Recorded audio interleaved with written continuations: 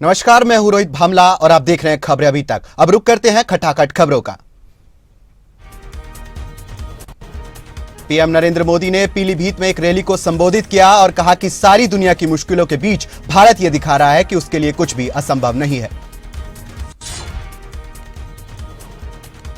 PM Modi ने विरोधियों को मंच से घेरा और कहा कि सपा, बसपा और कांग्रेस के समय 14 साल में जितने पैसे गन्ना किसानों को मिले थे, उससे ज्यादा पैसे योगी सरकार ने 7 साल में गन्ना किसानों को दे दिए हैं। उत्तर प्रदेश के मुख्यमंत्री योगी आदित्यनाथ ने कांग्रेस पर निशाना साधा और कहा कि गुरु नानक देव का जन्म जिस भूमि पर हुआ था, कभी वो अखंड भारत का हिस्सा था। उन्होंने कहा कि कांग्रेस की कुटिल चालों से देश का विभाजन हुआ। बीआरएस ने कांग्रेस नेता राहुल गांधी के खिलाफ चुनाव आयोग से शिकायत की है। भारत राष्ट्र समिति ने कहा कि राहुल गांधी ने 6 अप्रैल को रैली में चुनाव नियमों का उल्लंघन किया। बता दें कि राहुल गांधी ने राव के खिलाफ फोन टैपिंग का आरोप लगाया था। पूर्व कांग्रेस नेता आचार्य प्रमोद कृष्ण ने राहुल गांधी पर भी बड़ा हमला बोला और कहा कि राहुल गांधी को रावलपिंडी से लोकसभा चुनाव लड़ना चाहिए।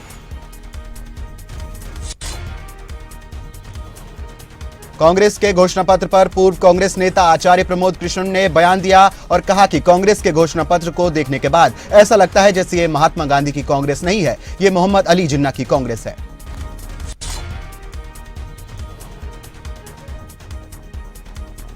रक्षा मंत्री राजनाथ सिंह ने भी कांग्रेस के घोषणा पत्र पर हमला बोला और कहा कि कांग्रेस का घोषणा पत्र भारत को पीछे लेकर जाने वाला है, तो इस कहने में कोई अतिशक्ति नहीं होगी।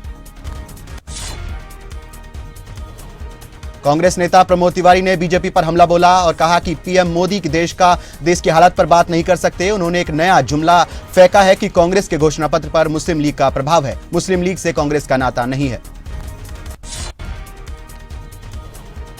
कांग्रेस के घोषणा पत्र पर भाजपा नेता मनोज तिवारी ने भी प्रतिक्रिया दी और कहा कि कांग्रेस के घोषणा पत्र ने देश के लोगों को सन्न कर दिया है, क्योंकि कांग्रेस के घोषणा पत्र में पूरी मुस्लिम लीग की छाया है। कांग्रेस नेता जयराम रमेश राम मंदिर के मुद्दे पर बीजेपी पर निशाना साधते हुए नजर आए और कहा कि 22 जनवरी का समारोह एक राजनीतिक समारोह था। ये प्रोजेक्ट 70 साल से चल रहा है। उन्होंने कहा कि हम राम के पुजारी हैं और वो राम के व्यापारी हैं। केंद्रीय मंत्री पीयूष गोयल ने पीएम मोदी को लेकर बयान दिया और कहा कि पीएम मोदी के नेतृत्व में देश को संकल्प ले लिया है कि हम विकसित भारत 2047 तक बनाएंगे। रक्षा मंत्री राजनाथ सिंह ने आतंकवाद के मुद्दे पर पूर्व की सरकारों पर घेरा है और कहा कि कांग्रेस की जब सरकार थी तो वे आतंकवाद के सवाल पर बचा करते थे। उन्होंने कहा कि प्रधानमंत्री मोदी के नेतृत्व की सरकार आने के बाद हमने मजबूती के साथ आतंकवाद के संकट को समाप्त किया है। बिहार के पूर्व मुख्यमंत्री तेजस्वी यादव ने बीजेपी पर निशाना साधा और कहा कि भाजपा के लोग सबसे ज्यादा बिहार से डरे हुए हैं। उन्होंने कहा कि प्रधानमंत्री मोदी, गृह मंत्री आए, लेकिन उनसे हाथ जोड़कर निवेदन है कि मुद्दे की बात करें।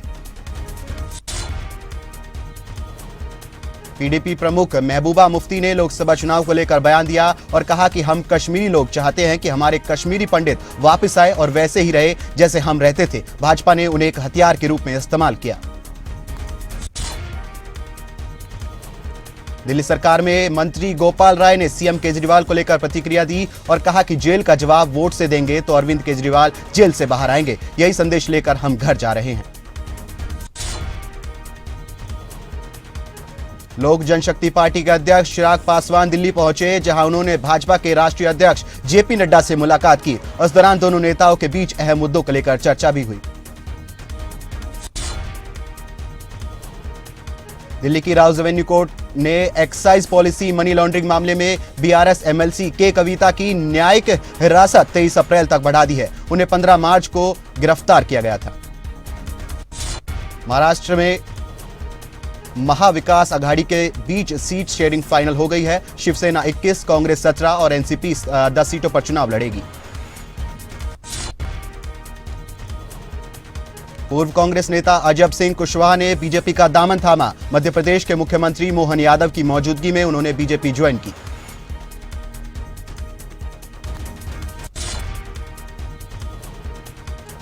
दिल्ली में टीएमसी नेताओं का धरना प्रदर्शन जारी है। केंद्रीय जांच एजेंसियों की कार्रवाई के खिलाफ धरना प्रदर्शन हो रहा है। एनआईए, ईडी और सीबीआई डायरेक्टर को हटाने की मांग कर रही है।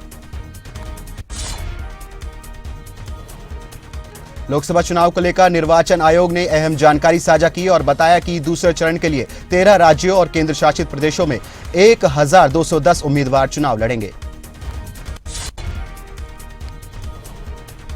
सरकार ने मुख्य चुनाव आयुक्त राजीव कुमार को Z श्रेणी की सुरक्षा प्रदान की है। राजीव कुमार देश भर में जहां भी जाएंगे वहां उनके ये सुरक्षा प्रदान की जाएगी। 10 अप्रैल को दिल्ली में कांग्रेस चुनाव समिति की बैठक होगी। इस दौरान कई राज्यों की लोकसभा सीटों पर मंथन होगा। साथ ही हरियाणा की 9 सीटों पर बैठक में चर्चा होगी। पूर्व केंद्रीय मंत्री चौधरी बीरेंद्र सिंह कांग्रेस में शामिल हो गए। 10 साल बाद उनकी घर वापसी हुई। इससे पहले उनके बेटे बृजेंद्र सिंह ने कांग्रेस का दामन थामा था।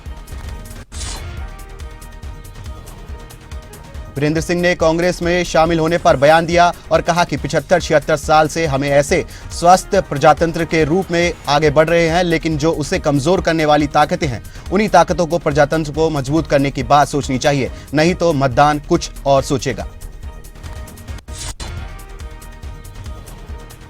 चंडीगढ़ में सीएम सैनी के आवास पर लोकसभा चुनाव को लेकर बैठक हुई। मंत्रियों और विधायकों के साथ सीएम ने बैठक की। इस दौरान पूर्व मुख्यमंत्री मनोहर लाल भी मौजूद रहे। बरवाला से जाजपा के विधायक जोगीराम सिहाग ने निशांत सिंह को पत्र भेजा और लिखा कि पार्टी के सभी पदों और जिम्मेदारियों से मुक्त किया जाए।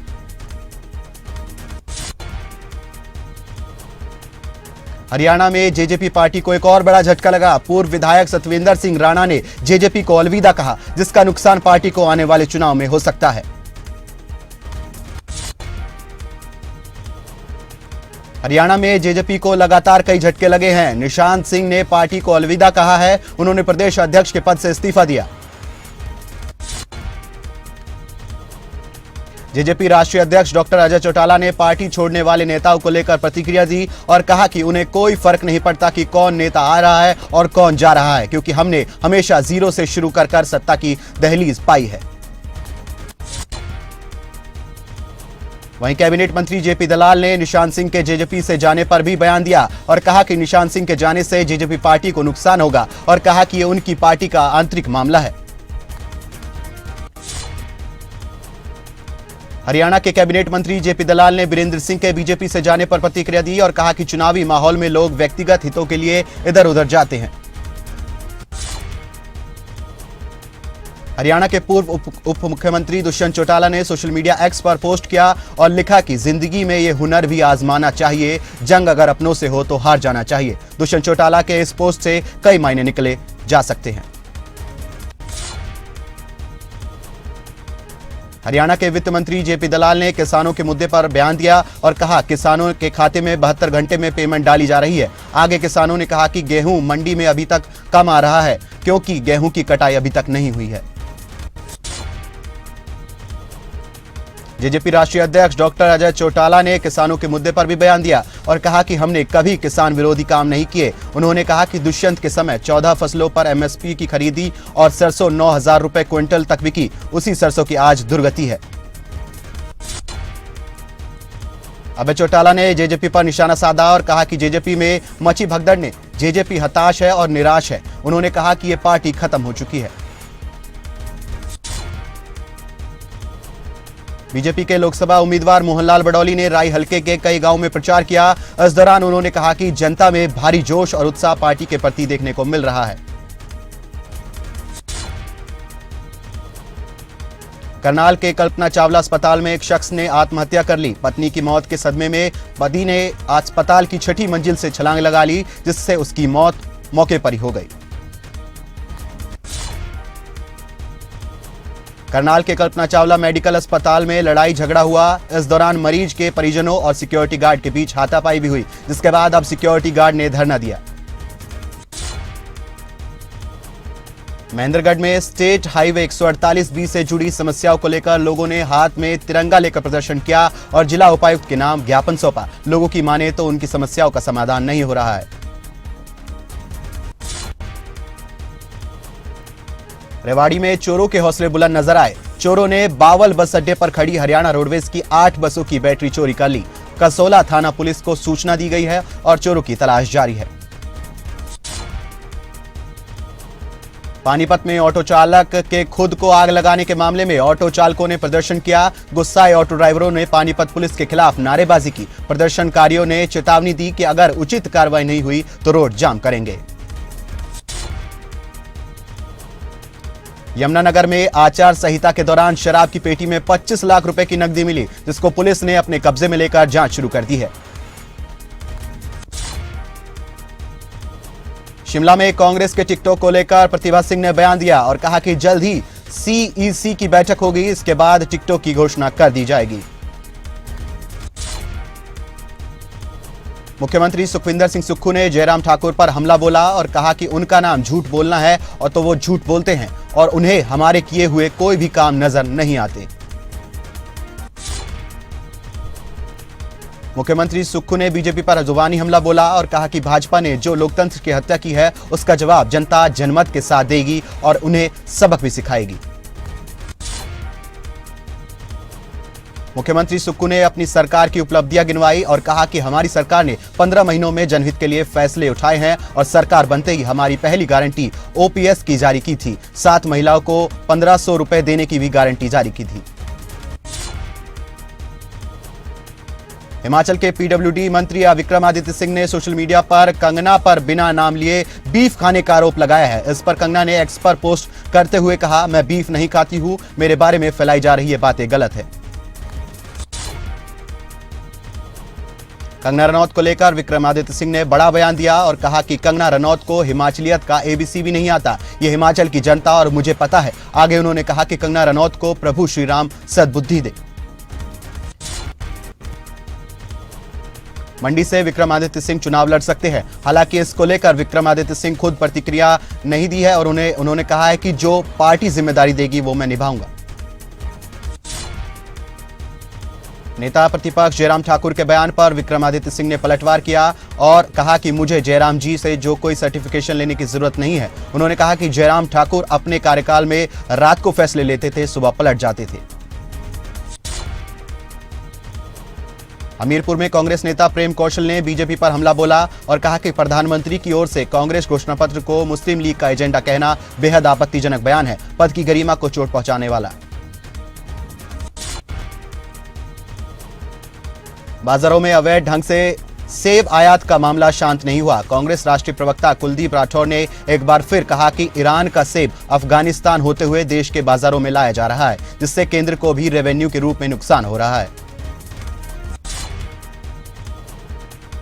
प्रदेश कांग्रेस महासचिव मनजीत सिंह जोगरा ने सरकार के कामों का बखान किया और कहा कि मुख्यमंत्री सुक्खू प्रदेश में बेहतर काम कर रहे हैं, लेकिन बागी हुए विधायकों की ओर से दुष्प्रचार किया जा रहा है। बीजेपी प्रत्याशी सुधीर शर्मा ने सीएम सुक्खू पर हमला बोला और कहा कि मुख्यमंत्री को बयान में ध्यान में रखना चाहिए कि बद्दी और नालागढ़ में सबसे ज्यादा भ्रष्टाचार इन 15 महीनों में हुआ है। हिमाचल में एचआरटीसी ने मुस्लिम महिलाओं को तोहफा दिया, जिसके चलते महिलाओं को ईद और बकरी ईद पर मुफ्त बस यात्रा की सुविधा मिलेगी। इसको लेकर एचआरटीसी ने अधिसूचना जारी की है। कांगड़ा की बीड़ बिल्डिंग घाटी में पैराग्लाइडिंग हादसे में एक महिला पायलट की मौत हो गई। महिला पायलट यहां करीब 1 साल में पैराग्लाइडिंग करती आ रही है और एक अनुभवी पायलट थी। बिलासपुर के लुहनू मैदान के साथ लगती गोविंद सागर झील को एडवेंचर टूरिज्म के क्षेत्र में आगे बढ़ने के लिए प्रशासन लगातार प्रयासरत है, जिसके चलते आने वाले समय में गोविंद सागर झील cruise high speed motor boat दिखाई देंगी। उत्तर प्रदेश के पूर्व डीजीपी विजय कुमार अपनी पत्नी के साथ उत्तर प्रदेश के उप मुख्यमंत्री ब्रजेश पाठक की मौजूदगी में भारतीय जनता पार्टी में शामिल हुए। समाजवादी पार्टी और कांग्रेस के भी कई नेता भाजपा में शामिल हुए। उत्तर प्रदेश के उप मुख्यमंत्री ब्रजेश पाठक ने लोकसभा चुनाव को लेकर बयान दिया और कहा कि सब समाज के लोग जाति धर्म और संप्रदाय से ऊपर उठकर प्रधानमंत्री मोदी को जो नारा है सबका साथ सबका विकास सबका विश्वास को अपना समर्थन दे रहे हैं। उत्तर प्रदेश में 80 की 80 सीटें भाजपा जीत रही है। बुलंदशहर में स्कूल वैन में आग लगने से धमाका हुआ। स्कूल वैन में एलपीजी सिलेंडर लगा होने से यह धमाका हुआ। हालांकि राहत की बात यह रही कि इस हादसे में किसी तरह का जनहानि नुकसान नहीं हुआ। पौड़ी गढ़वाल में एक रैली का आयोजन किया गया। इस दौरान उत्तराखंड के मुख्यमंत्री पुष्कर सिंह धामी ने जनता को संबोधित किया और कहा, देश की इतनी पुरानी पार्टी, इतने सालों तक देश पर राज करने वाली कांग्रेस पार्टी की हालत क्या हो गई है। उनके पास कोई विजन नहीं है। देश के प्रधानमंत्री नरेंद्र मोदी एक बार फिर उत्तराखंड के दौरा करने वाले हैं। पीएम 11 अप्रैल को ऋषिकेश दौरे पर रहेंगे। इस दौरान वो एक चुनावी रैली को भी संबोधित करेंगे और जनता से वोट की अपील भी करेंगे। ऋषिकेश में प्रधानमंत्री नरेंद्र मोदी की जनसभा को ऐतिहासिक बनाने की तैयारियों में बीजेपी जुट गई है और ऋषिकेश का दौरा सीएम धामी ने किया और यहां पर भूमि पूजन पर मंच निर्माण का कार्य शुरू किया गया। उत्तराखंड कांग्रेस के प्रचार अभियान को तेज करने के लिए प्रियंका गांधी 13 अप्रैल को उत्तराखंड पहुंचेगी। कांग्रेस के प्रदेश संगठन उपाध्यक्ष मथुरा दत्त जोशी ने बताया कि प्रियंका गांधी 13 अप्रैल को गढ़वाल और हरिद्वार लोकसभा क्षेत्र में प्रचार के लिए पहुंचेंगी। पूर्व मुख्यमंत्री हरीश रावत और हरिद्वार लोकसभा सीट प्रत्याशी वीरेंद्र रावत ने रुड़की में कार्यकर्ताओं के साथ बैठक की। वहीं कांग्रेस नेताओं ने सभा को संबोधित करते हुए बीजेपी पर जमकर निशाना साधा। उत्तराखंड में बाबा तरसेम सिंह हत्याकांड का मुख्य आरोपी अमरजीत सिंह बिट्टू मारा गया। अमरजीत सिंह बिट्टू पर 16 मुकदमे दर्ज थे। हरिद्वार के भगवानपुर इलाके में उसका एनकाउंटर हुआ। उत्तराखंड बीजेपी के मुख्य प्रवक्ता सुरेश जोशी ने कांग्रेस के चुनावी घोषणा पत्र को अन्याय पत्र करार दिया। उन्होंने कहा कि कांग्रेस के घोषणा पत्र में केवल दिखावा है और ये केवल उत्तराखंड का ही नहीं, पूरे देश भर के लिए अन्याय पत्र है। उत्तराखंड में चुनाव को लेकर तैयारियां जारी हैं। अपर मुख्य निर्वाचन अधिकारी विजन कुमार जोगंडे ने कहा कि राज्य में मतदान प्रतिशत को बढ़ाने के लिए विभिन्न संगठनों की ओर से सहयोग किया जा रहा है।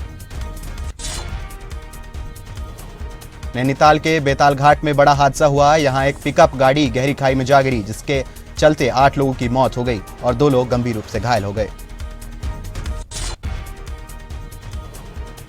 चारधाम यात्रा के लिए तीर्थयात्री ऑनलाइन पंजीकरण करा सकते हैं। मैनुअल रजिस्ट्रेशन भी जल्द शुरू होगा। यात्रा के लिए पंजीकरण अनिवार्य है। केदारनाथ धाम के कपाट 10 मई को और बद्रीनाथ धाम के 12 मई को खुलेंगे। जम्मू कश्मीर के शोपियों में एक आतंकवादी ने एक टैक्सी ड्राइवर पर फायरिंग की। गोली लगने से ड्राइवर घायल हो गया, जिसके बाद आसपास के लोगों ने उसे अस्पताल पहुंचाया। मुंबई में कस्टम विभाग ने छत्रपति शिवाजी महाराज इंटरनेशनल एयरपोर्ट पर करीब 4 करोड़ रुपए का 8 किलो गोल्ड जब्त किया। साथ ही 6 लोगों को गिरफ्तार भी किया है। दिल्ली पुलिस की बड़ी कार्रवाई देखने को मिली। पुलिस ने शादी के लिए दबाव बनाने के कारण अपनी लिव इन पार्टनर की हत्या करने के आरोप में आरोपी को गिरफ्तार कर लिया है। पुलिस के मुताबिक आरोपी के खिलाफ कई मामले दर्ज थे।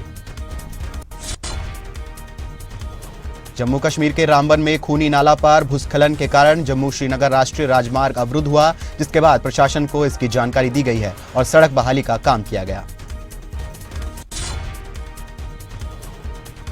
आईपीएल 2024 के 22वें मुकाबले में चेन्नई सुपर किंग्स ने कोलकाता नाइट राइडर्स को 7 विकेट से हरा दिया।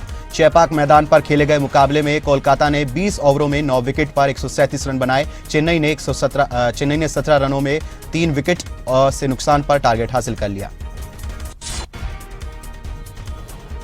चेन्नई की सीजन में ये तीसरी जीत है, वहीं कोलकाता की ये पहली हार है। टीम इससे पहले 3 मैच जीत चुकी थी। फिल्म पुष्पा 2 का टीजर रिलीज हो चुका है। दर्शकों को टीजर काफी पसंद आ रहा है। इस टीजर का यूट्यूब पर 1 घंटे में 24 लाख लोगों ने देखा है। बोनी कपूर ने हाल ही में बेटे अर्जुन कपूर के बारे में बात की है। उन्होंने बताया कि जब उनका और उनकी पत्नी का यानी मोनी शौरी का तलाक हुआ था तो उसका असर अर्जुन कपूर पर सबसे ज्यादा पड़ा था। इसका खामियाजा उन्हें स्कूल में भुगतना पड़ा था। वेटरन फिल्ममेकर, डायरेक्टर और सिनेमेटोग्राफर गंगू रामसे का निधन हो चुका है। 83 साल के गंगू रामसे पिछले 1 महीने से बीमार चल रहे थे। उनका इलाज 1 महीने से मुंबई के कोकिलाबेन धीरूभाई अंबानी अस्पताल में चल रहा था। इजराइल और हमास के बीच करीब 6 महीनों से चल रहे भीषण युद्ध के डरावने आंकड़े सामने आ गए हैं। गाजा पट्टी के इस संघर्ष को इतिहास सबसे खूनी जंग माना जा रहा है, जिससे अब तक 33,175 लोगों की मौत हो चुकी है। ईस्ट अफ्रीकी देशों से मोम्बाजिक में एक नाव डूब गई। हादसे में 91 लोगों की मौत हो गई। इनमें कई बच्चे हैं। आंकड़ा बढ़ने की आशंका जताई जा रही है। पाकिस्तान में पूर्व पीएम नवाज शरीफ की बेटी मरियम नवाज ने कहा कि देश में रह रहे चीनी नागरिक सुरक्षा नियमों का पालन नहीं करते। लाहौर में एक हाई लेवल कमेटी की बैठक में मरियम ने कहा, चीन के नागरिकों से जब सुरक्षा प्रोटोकॉल को मानने के लिए कहा जाता है तो वो भड़क जाते हैं। अमेरिका, ब्रिटेन और ऑस्ट्रेलिया की सदस्यता वाले संगठन AUKUS में जल्द ही जापान की एंट्री हो सकती है। चीन का मुकाबला करने के लिए तीनों देश जल्द ही बातचीत शुरू करेंगे, जिससे जापान से सदस्य बनने का रास्ता खुल सके। रूस में हुई गैंगस्टर अजय राणा की हत्या की जिम्मेदारी गैंगस्टर गोल्डी बराड ने ली। गैंगस्टर ने सोशल मीडिया पर पोस्ट डालकर हत्या की जिम्मेदारी ली। अमेरिका में एक और भारतीय छात्र की मौत का मामला सामने आया है। दरअसल बीते महीने लापता हुए भारतीय छात्र मोहम्मद अब्दुल अरफात का शव मिला है। मोहम्मद अब्दुल अरफात का शव अमेरिका के क्लीवलैंड से बरामद हुआ है।